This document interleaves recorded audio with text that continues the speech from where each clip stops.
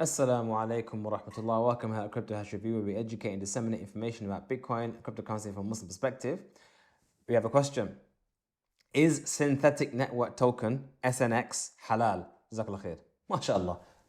To the point. No salams, no nothing, just... No, bless him. Yeah, wa alaikum salam to your assumed salams. Again, like I've said in previous videos, we're focusing on Bitcoin. I can't really comment specifically on this particular token because I haven't actually looked at this particular token.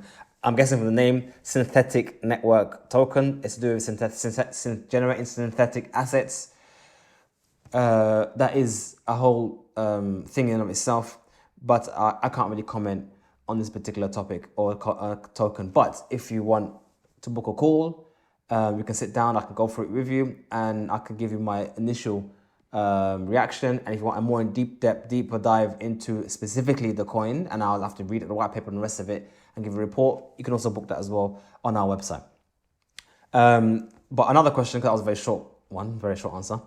Assalamu alaikum. Is Ethereum halal, knowing that some haram dApps and smart contracts are being built on top of it, like DeFi, which gives you the possibility to earn interest on your coins? First question. Is proof of stake halal? Second question. I heard some people say it is like a riba, but I don't see why. Barakallahu feekum. So both of these, I will definitely deal with them specifically in detail in future videos once we've finished with Bitcoin. But as a general surface answer for something or I can say bring this back to Bitcoin, answering this question with the element which is the same as Bitcoin, and that is cryptocurrencies, technically speaking, are tools. They are tools that allow you to do things like a knife, like a hammer, like a ruler, tools. And these tools can be used for halal and these tools can be used for haram. So the fact that they can be used for something dubious or incorrect doesn't make the tool itself haram. Otherwise, you're saying that a knife and these kind of things are haram. That would even suggest, even in Islam, things that have no purpose but, for example, like to kill, like a sword, that's not necessarily haram.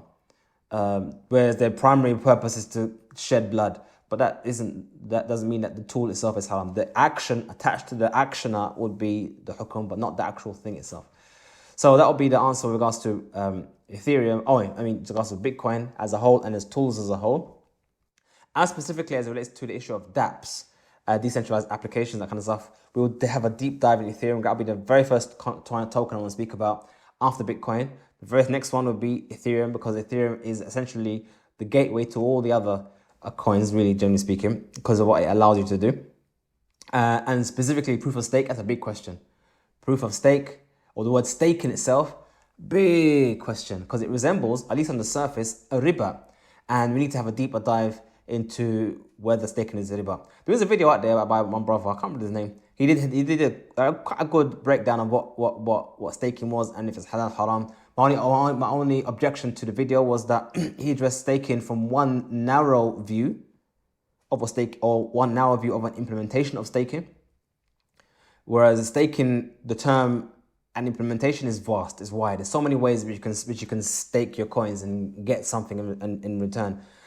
And each method, each way needs to be analyzed specifically, or needs to have a specific rule. You can't say staking is one thing. It could be many things.